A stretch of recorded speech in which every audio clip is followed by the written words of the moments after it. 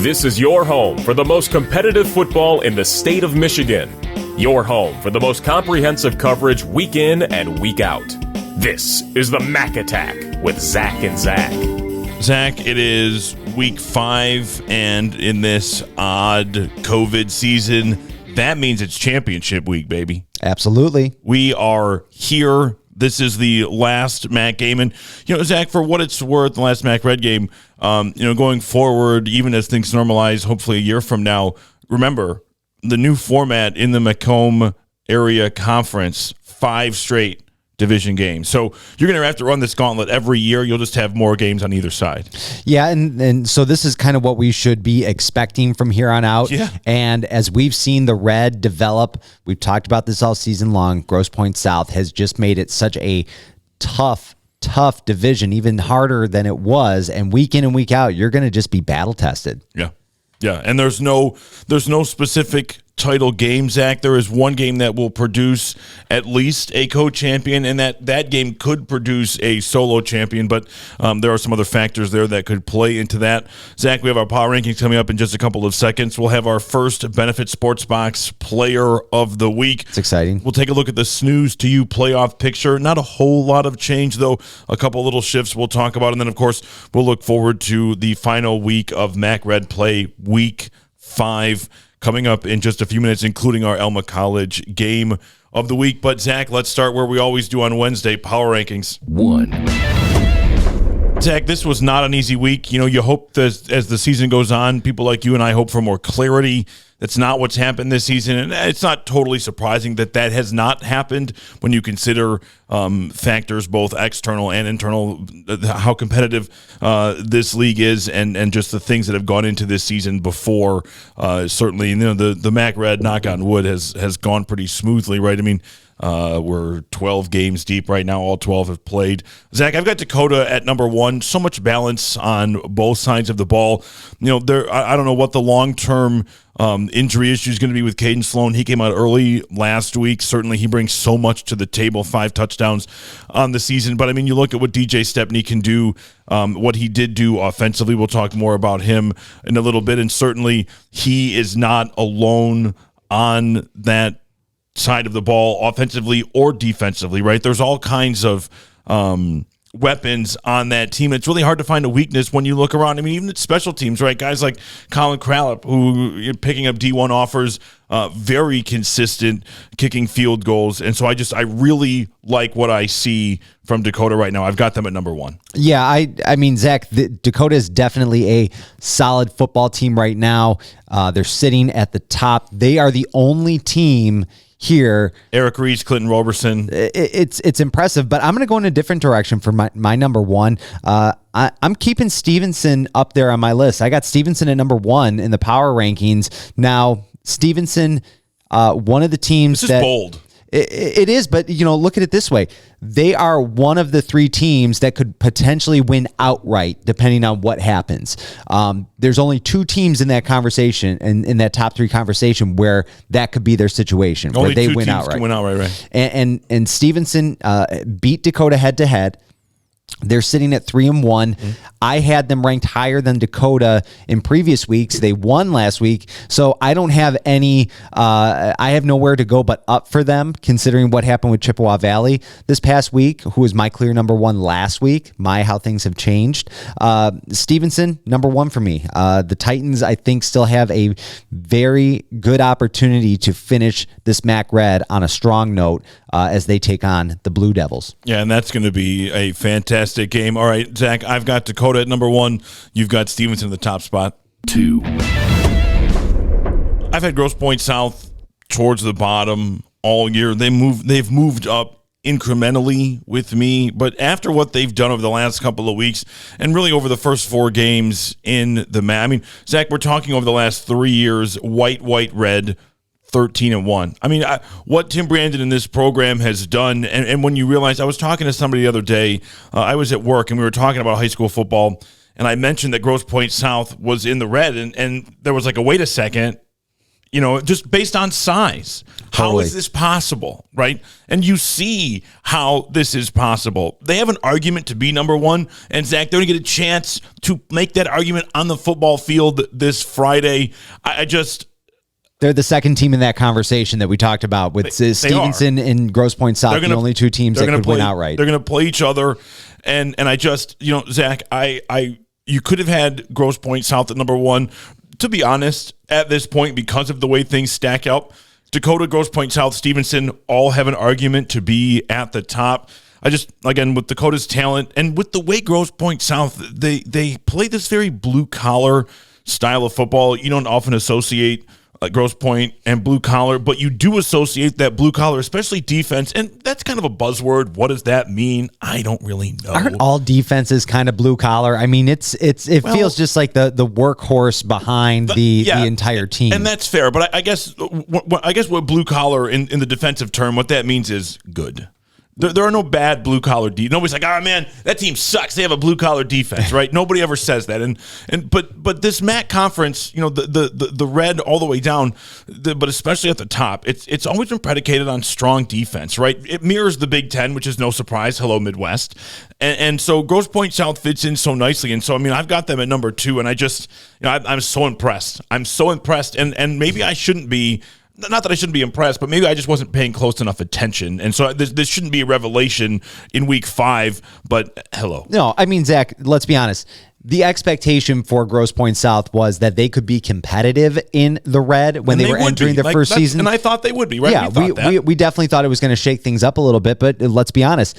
This team could potentially move from number 6 in our initial power ranking to the champion. Number 1. The movement on that, granted a little bit of low expectation on our end, but still, right. I think most people would have done the same thing that we did if they were laying this out at the beginning of the season. But I'm going to go a different direction on this again. This is the most you and I have disagreed, I think, since the inception of this podcast, and there's just so much going on. There is, and I've not had a harder time determining my top 3 before, but I think this might even be. This is more so a preview of our game picks, more so than power rankings this week. Don't give it away yet. We're not there. I've got Dakota at number 2 because I think we might have a co-champion. The odds are pretty good at this point. I think they've got the best odds at this point of becoming one of the 2 co-champions if it plays out that way.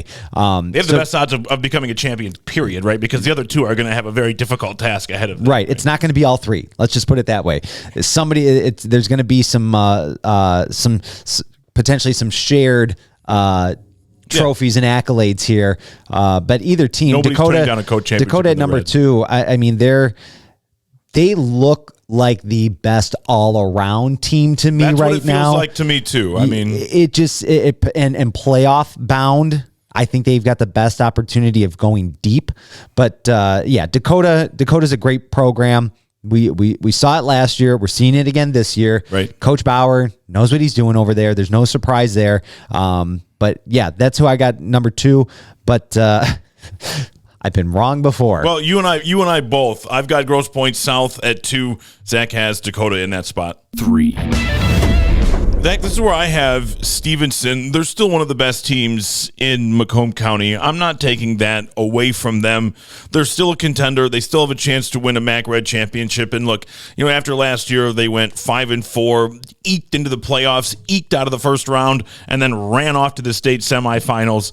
And then, deeper than any team in the red. And then this year to come in and to have a chance to play for a MAC Red championship to solidify what you did last year. And there was no question. They didn't have to prove anything this year after what they did last year.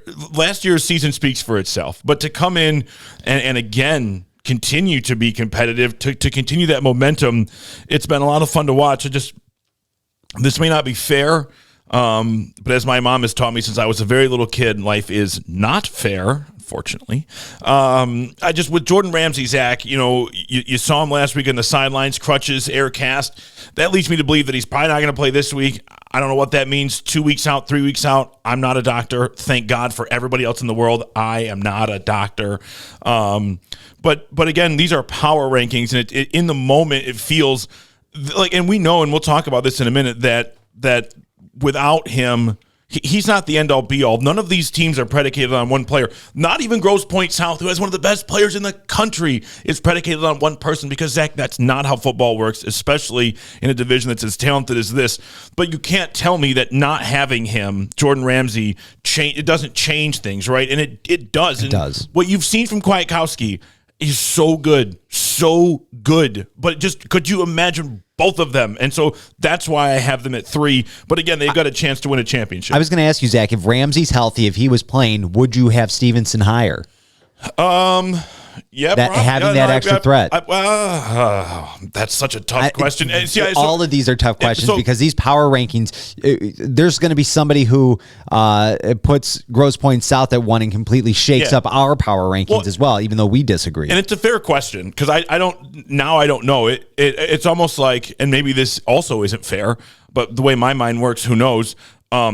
Jordan Ramsey being injured made this easier for me to do. Fair. So I didn't have to grind that one out in my head. I can't answer your question, but probably not because Grosse Pointe South is not number 2 because of somebody else's deficiency. They're number 2 because of what they can do correctly. So I probably not. But again, I didn't have to think about that. Yeah, and I Fair mean, question. This is all so confusing to me. It's such a that just shows how good the level of play here is. That we have a debate with only 1 week to go in division play, and a three-way debate. But I'm going to put Grosse Pointe South at my number 3.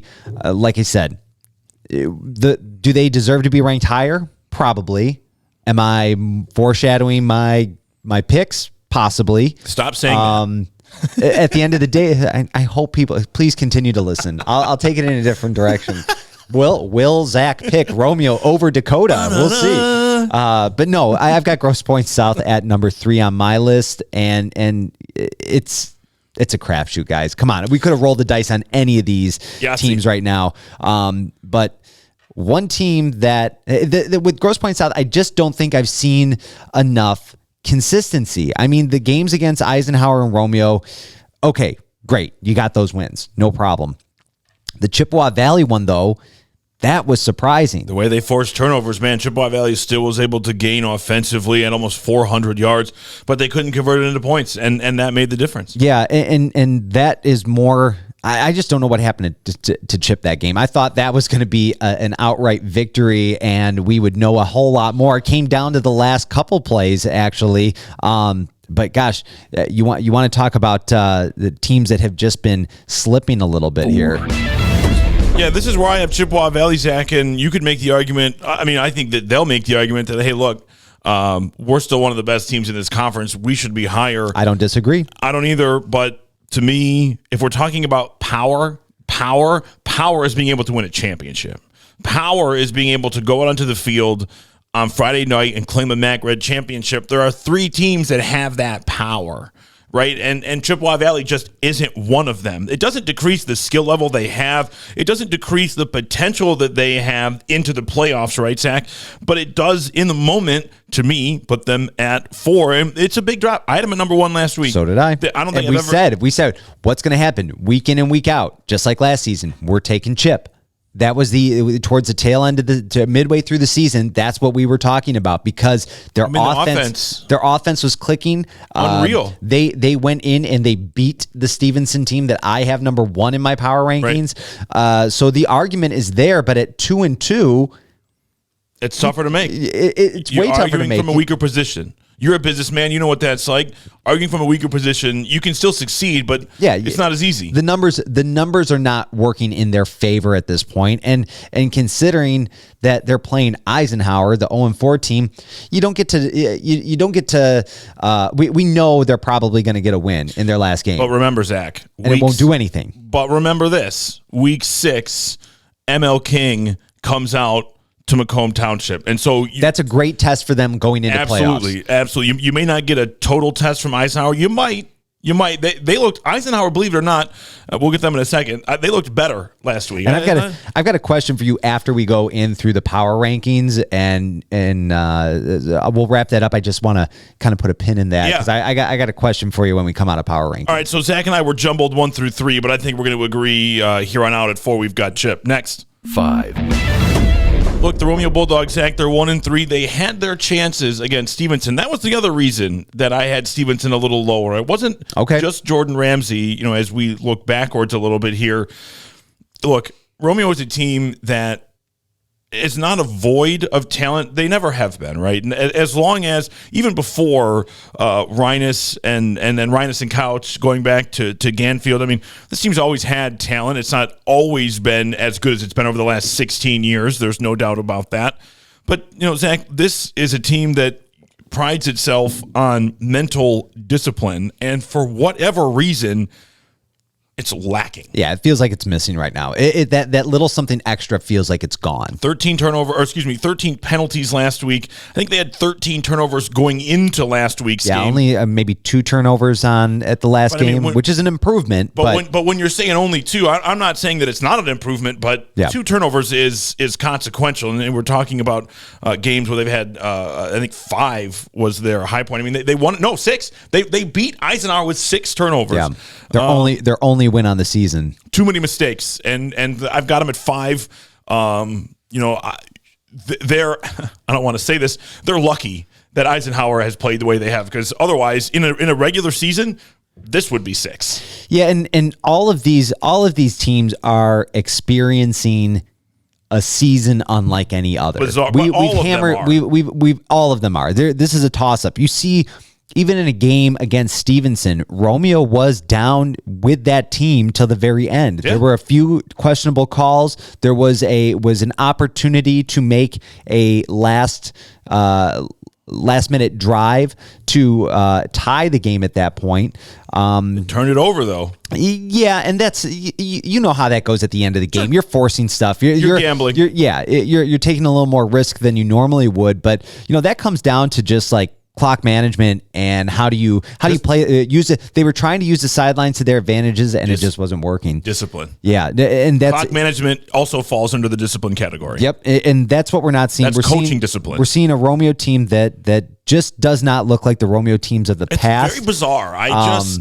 Well, and there were a few things, like we talked about this. You're looking to your senior leadership, and it felt like the Bulldogs had that this season. It felt like you were going to see the seniors come alive, and it's just been an interesting season. And I think that just speaks more to the environment that we're playing in and the situations that everybody's dealing with right now, more so than a program that doesn't have the ability to bounce back with such a strong lineage of teams coming up. You don't get a lot of the same repetitive names as you do with your Chippewa Valleys and your Dakotas, but you get a program that is pretty strong, even from the junior standpoint on up. You got a lot of these kids who have been playing together since the junior Bulldog days. These teams in this area succeed because of what you just said right there. They don't pick up footballs competitively in 7th or 8th grade. They pick it up in 4th or 5th grade, and they do it together. And Zach, that leaves us with just one more. 6. What's to say, Zach? I mean, with Eisenhower, there's no surprise here. There's nowhere else to be. We've seen throughout the season minimal offensive improvements. It's been better. Minimal offensive. I didn't say good. Minimal offensive improvements. Minimal improvements when you're starting way behind the pack is not enough, right? And that's why they're 0-4. And the defense, it's asked to do too much. You can't spend that much time on the field and ask to be solvent. It's so difficult. I mean, you can ask them to do it, and I think at times for Eisenhower, their defense, Herculean efforts after, you watch the game against Dakota, they're on the field 5, 6, 7 minutes at a time, and it's like, when you don't control the tempo, when the other team is deciding how you sub and how it's going to work, and it's so hard to be successful, and so too much. We've seen a lot of that with Eisenhower, and that's why I've got him at the bottom. Yeah, and obviously I do too. There's no other team left to name unless we want to throw Anchor Bay back into the mix. For Eisenhower, they'd probably go in the middle somewhere. Eisenhower might not like that, but here's the thing: Eisenhower, they hung with a team like Dakota in the first half. They had the lead on Romeo up until the 4th quarter. They should have beaten Romeo. 6 turnovers. And then all of a sudden now, could you imagine having Romeo in your bottom now? These two teams could have been interchangeable. All these teams, you look at this whole 1 through 6, all these teams, games could have gone either way. Stevenson could have lost to Dakota. Could have lost to Romeo. Grosse Pointe South could have lost to Chippewa Valley. Stevenson could have lost to Romeo. Eisenhower, dare I say it, Dakota could have beat Dakota. Dakota could have beaten Stevenson as well. I mean, those games were that was 12-7, I think. I mean, Absolutely. But that's the beauty of the MAC Red is that there are so few. That's what made what Chippewa Valley did over the last 2 years so impressive. Yeah. The 10-0 stretch. The dominance. Right? Yeah, it's so hard to achieve, especially now with the addition of Grosse Pointe South. Zach, I've got it Dakota, Grosse Pointe South, Stevenson, Chippewa Valley, Romeo, Eisenhower. And for me, it's Stevenson at the top, followed by Dakota, Grosse Pointe South, Chippewa Valley, Romeo, and Eisenhower. All right, you said you had a question before we move on.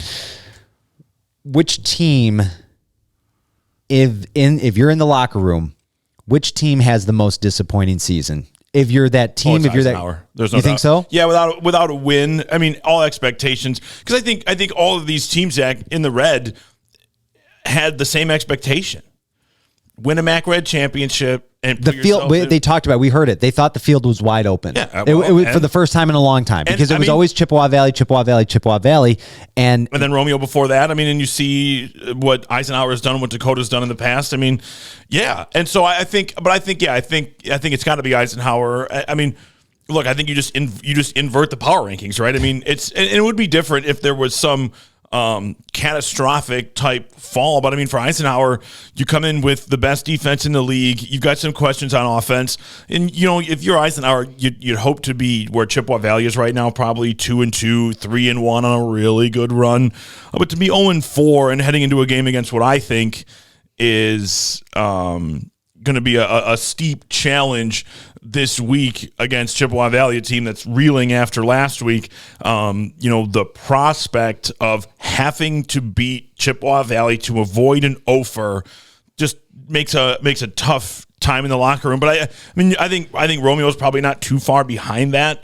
But to be honest, Chippewa Valley, we're gonna have a new MAC Red champion. I wondered Valley about that. That's kind of where the question came from. That doesn't mean that they're disappointed, that they should feel that way, because they still have everything on the table in front of them. But I mean, again, you're looking for your third straight MAC title, and after last week, kind of felt like you were on your way, and then it's like a little bit of a changing of the guard in the MAC Red a little bit. That's what it feels like. It feels like, you had teams like Romeo and Chippewa Valley that were at the top for the last 4 to 5 years in the conversation. Yeah. All of a sudden, they're finding themselves on the bottom, and there's some new blood in town. I mean, Stevenson has been having a great... They've been down previously before the last couple of years have been way down. For sure. You got the new kid on the block coming in and shaking things up. And Dakota's been frustrated, right, that they've played well, but they couldn't break through to win the Red over the last few years. They couldn't break through in the playoffs, right? They had that last year. So, I'm so interesting. It is. And I'm not saying any teams should be disappointed, but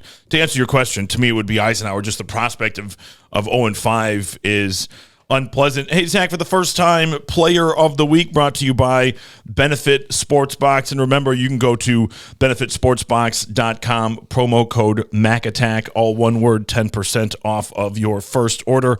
And Zach, we got nominations for 2 players this week. Egan Sullivan was one of them. He had a great game in Grosse Pointe South's win over Chippewa Valley. But to me, there was no question after the performance last week. Javian Stepney, 29 carries, 193 yards, 2 touchdowns. He had a catch for 29 yards, over 200 all-purpose yards. And Zach, this is a kid that is averaging last week 6.7 yards per carry, which is half a yard under his season average of 7.2 yards a carry. He's having a fantastic season. Picked up a couple of touchdowns last week. Absolute wrecking ball. And so the Week 4 Benefit Sportsbox Player of the Week, senior running back and safety from Dakota, Javian Stepney. Yeah, congratulations to Stepney, because I would have had him as my pick as well for the Player of the Week. He's this is a team sport, don't get me wrong, but he's a big part of the reason why Dakota is having the season that they're having. The ability to have a threat like him week in and week out, and for teams to have to prepare against that run, I mean, come on. How are you going to stop that? Even good, this game that he had the 193 yards, 29 carries, what defense did that come against? Well, Eisenhower's defense. What we've said week in and week out is just so solid. And this, he found a way that offensive line and Stepney found a way to just click and make that happen. And that was the runaway that brought Dakota into that second half swing. That's what happened. So I couldn't look to anybody else for player of the week that week. Benefit Sports Box is a nutrition box designed specifically for high school and college athletes to help reach fitness goals, packed with safe pre- and post-workout supplements. It is easy, super simple to use. BenefitSportsBox.com. Click on the orange Build My Box. Promo code MACATACK, all one word, 10% off your first box. Zach, let's take a look at the playoff picture, and we'll start in Division I. That's where 4 of the 5 MAC Red teams are. And a little bit of movement here from Snooze to You. You can check it out, snooze2u.com. Sterling Heights, Stevenson, and Utica Ford. Stevenson is isolated in Region 4, District 1. So from there, if they were to beat Utica Ford, it would be the winner of Bloomfield Hills, Troy Athens. The problem ultimately, Zach, for Stevenson coming out of District 1 is West Bloomfield sits at the top. Donovan Edwards, one of the best players in the state, one of the best teams in the state. Absolutely horrifying. Can they get out of that? Absolutely, but they're going to have. It's not going to be easy. No, they're going to have one of the taller tasks. Then Zach, you slide down into District 2, which we should just call the MAC Red playoffs. Basically, with an OAA Red, and in fact, there's 2 other MAC teams, 3 other MAC teams. The only outlier is Rochester Hills, Stony Creek, but they sit at top. 4-0. This one. They're having a great season. Dakota and Eisenhower. Well, hold on. Yeah, I'm sorry. Go ahead. You've got Lance Cruz North at 0-2. They've only played 2 games on the season, so technically the assumption would be that they're going to get their 2 more games, because otherwise, correct. What do you do at that point? Does one team get a bye? Yes. Okay. And you see that in a couple different spots up there, Region 2, District 1, and you'll see it again when we talk about Division 2 with Grosse Pointe South. We'll get there in a second. So Dakota and Eisenhower off the bat, winner of that game would play the winner of Romeo and Utica, so you could have a MAC Red second-round matchup there. And then we've talked about it before, Zach. I love the Chippewa Valley Anchor Bay matchup, and then the winner of that game would go on to play the winner of Stony Creek and Lance Cruz North. So a really interesting bracket there. And, Stony Creek had a good year last year. They lost to Eisenhower in the playoffs. They're having a great season this year. We know how competitive the OAA is. And, Zach, as we slide down to Division 2, we go out to Region 3, District 2, and we find Grosse Pointe South matched up against Detroit Renaissance. Winner of that game would play Ferndale U of D. Looks like the top seed in this district is Wyandotte Roosevelt. And again, we've said this before. My apologies. I know nothing about football. There's only so much we can keep track of in one season. Down that area. So that's the way it stacks up if the season were to end today. But again, always Mapatology at snooze2u.com. One of my favorite resources out there. Zach, let's get into our preview, and you can still vote on the Fan Elma College Game of the Week. We are at Mac Attack Pod on Twitter. Have your voice heard. The Game of the Week is brought to you by Elma College, where your life's work is waiting. Zach, for you and I, there's only one game that's guaranteed to produce at least a share of the MAC Red. In fact, it could produce an outright MAC Red championship. Grosse Pointe South at Stevenson is our Elma College Game of the Week. So much on the line here. Oh, no doubt. I mean, these are the 2 teams, and this is, why it's our Game of the Week. Both sitting at 3-1. One team is basically fighting for the MAC Red and will be the champion, and the other team is fighting for the MAC Red championship, and they will lose the share of that award. I mean, you're talking about Stevenson, a team that has been in the Red now for as long as I can remember. Sure, it's one of the powers. Stevenson. I mean, especially when we were, back in the late '90s, the 2000s, even before that. I mean, Stevenson is one of the staples. Of this division. Their downturn was shocking. Yeah, and the resurgence is not because of what Justin Newcomb is capable of doing. Listen, I love the fact that Grosse Pointe South is potentially playing for a share of the MAC Red title in their first season. But if I'm Stevenson, there's a little bit of pride on the line here. It's a little bit of, you're not going to walk into our division and tell us what's up. Exactly, because they have the opportunity to do so. So, I mean, this is your stopper a little bit. And I think it's more for it's more telling of the red than anything else. That like it's on Stevenson's shoulders, a team that has been dominant in the past in the red, to say you don't just get to walk into this division and crown yourself a champions, because that's what could potentially happen. That's why this game is so exciting and there's so much on the line. Grosse Pointe South humming on defense, and the performance they got last week from Egan Sullivan and the rest was big time. Can they get Will Johnson more involved offensively? He's big time regardless. We know he will make an impact. And Stevenson, they got away with one last week, Zach. I mean, they had big performances from guys like Jordan Kwiatkowski, but they let Romeo stay too close. It was their first game without Jordan Ramsey, and I said it earlier, I don't expect him to be back. Kwiatkowski has balled out with or without Jordan Ramsey, but again, not having him is not something you can just gloss over and say no big deal. Even when you're getting strong performances from other players, it always is going to matter. The Titans need to bring the boom on defense to alleviate some of that pressure on the offense. And Zach, both of these teams, this game is really interesting to me. Both of these teams have shown that they can win without winning away. I mean, running away, right. Close ones, dirty ones. I don't mean dirty playing. I mean, like down in the mud, gritty, close, low scoring down battles. To the end. You don't get to take the foot off the gas. You're full steam ahead the whole game, because you see what happens towards the end of the games where, all right, let's put these guys in, let them get a couple reps. That doesn't happen. You're not going to get that. You're playing for the entire stretch of the game, because one, it's always in the lead is either in your grasp or the lead is in your opponent's grasp. Right. And they're right there knocking on your door towards the end of the game. And these games, that's a lot of football to pack in there with 5 straight weeks of MAC play. Zach, I'm taking the Blue Devils here. This is on the road for them, but the way they've played, the lack of Jordan Ramsey, no excuses on Stevenson. I know they're going to tell you that, and I'm not using that as an excuse. The way Grosse Pointe South has played and the way they're able to really be resilient, I like the Blue Devils in this game, and that means that I would have Grosse Pointe South with at least a share of the MAC Red, but we're taking Grosse Pointe South. I like the story. I like the Blue Devils being crowned MAC Red champs in their first season in the league, but I'm going to go experience over big name players in this one, because I've got Stevenson in this game. I think Stevenson they're earning their stripes a little bit here. This is a big game for them, because they were kind of the Grosse Pointe South the last season, underestimated.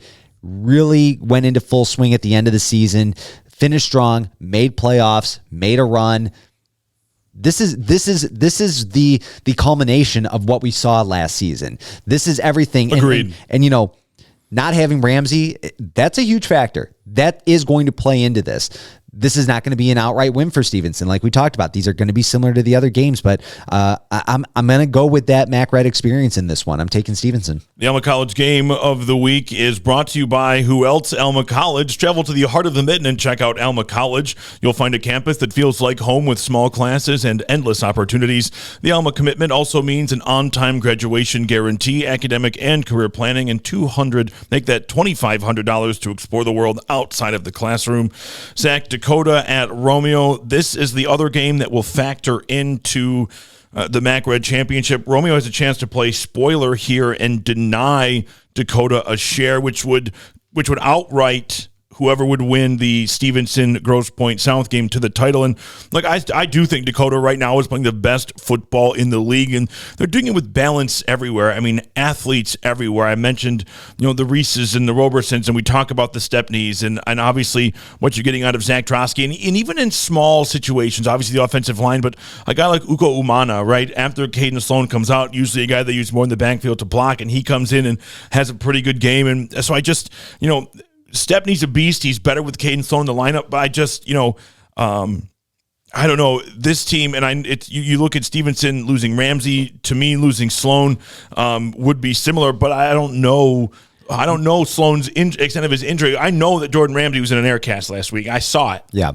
Right? And to be honest with you, Zach, I hate to say this, but I don't think it matters all that much in this game. In this one, it might not. Going up against a formidable opponent in Romeo this season. We've seen the Bulldogs really just not perform well against the upper tier of the red this season. They're not in that conversation. Too many mistakes. It's nice that they have the opportunity to kind of put an end to Dakota's season here as far as the conversation for MAC champs. I mean, that's for locker room. It's in Romeo. For locker room talk and for just getting the troops rallied. That's what you're fighting for here. Right. You want to. I mean, these teams are rivals. They're all these teams are rivals. All of them.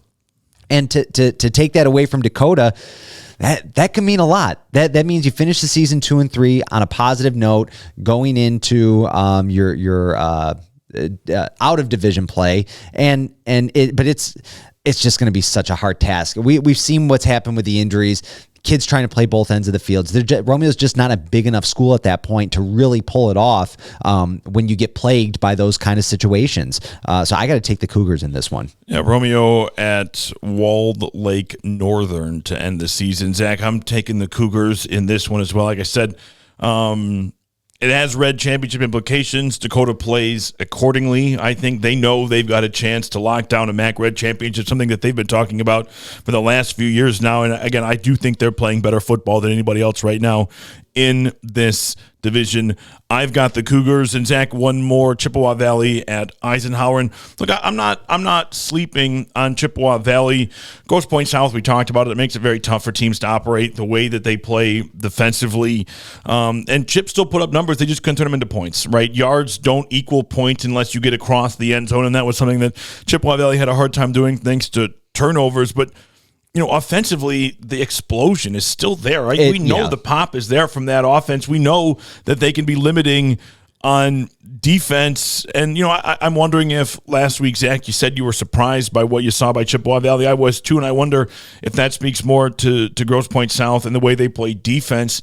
Don't take anything away from Grosse Pointe South. I don't think we're seeing Chippewa Valley regress, moving backwards. And so I think that offense is still going to be there. Now, Eisenhower, we know defensively what they're capable of, but the problem is their offense can't stay on the field, and so it puts just a huge burden on the defense. And a team like Eisenhower, though, Zach, staring down the barrel of an 0-5 MAC red slate, it's unfathomable. But it's a reality. It is. It's a reality at this point. But otherwise unimaginable for them, for you, for me, for anybody listening, for people watching. And look, this team's got a solid future. First of all, they're Eisenhower, so I'm not worried. And second of all, we see young talent. We see Preston Crum in the offense growing. It's just it's not growing at a rate fast enough this season for them to have had marked success on the offensive side of the ball, and it's put a huge strain on the defense, which they've done all they could. The defense has played well for Eisenhower, and when you see them start to struggle and you look at the time of possession, you say, well, yeah, of course. So, it's hard to succeed, Zach. Look, Chip needs a big bounce back, and they're going to get it because they got a tough. I mentioned they've got to play King. Yeah, it's going to be a tough Week 6 game. Great playoff test. Absolutely, and I think right here they get the bounce back. I'm taking Chippewa Valley. Yeah, if this game was only going to be played for one half, I might say that Eisenhower has a chance. They've shown that they can play against it wears down. Teams like it's too much, and a team like Chippewa Valley, the defense that Eisenhower has that is so good. It's not nearly as much of a factor. They've got to be Eisenhower defense would have to be playing their best game, and there would have to be some serious points off of turnovers to even have the opportunity to see a win out of Ike this week. And Eisenhower plays so well, in the box, but defensively, but we know that Chippewa Valley can spread it out and they can get behind you defensively. And once that happens, bad things result for defenses. So no surprise here. I've got Chippewa Valley over Eisenhower in the final MAC Red game of the season. And so that will take us to Week 5. Friday night games. Find your streams. We'll tweet them out once we get a hold of them. Remember, stadium sizes have increased, not again from last week, but they stay the same, 1,000 people, and you'll see, again, cheer, dance band, all of the bells and whistles that we've been missing out. So get out there, send us pictures, scores, highlights, anything you're thinking of. And keep your eye on the always. players. Keep your eye on the players too, because we will do Player of the Week again. So who's having a banner day on the football field? Yeah. We want to hear it because we can't keep our eye on everybody. One sec, I'm glad you said it. For what it's worth, you don't have to wait till we ask you to nominate the Player of the Week. Anytime you think you've got one, just holler it out. And you can find us on Facebook, Twitter, and Instagram. Hit them with the promo code. Hit them with the promo code MACATACK at benefitsportsbox.com. 10% off your first order. Get out there, enjoy those Friday Night Lights. Thanks for listening to the Mac Attack with Zach and Zach. For more, visit 32andmain.com. Follow us on Twitter and Instagram at Mac Attack Pod. And don't forget to like the Mac Attack with Zach and Zach on Facebook. The Mac Attack is a proud member of the 32 and Main Network.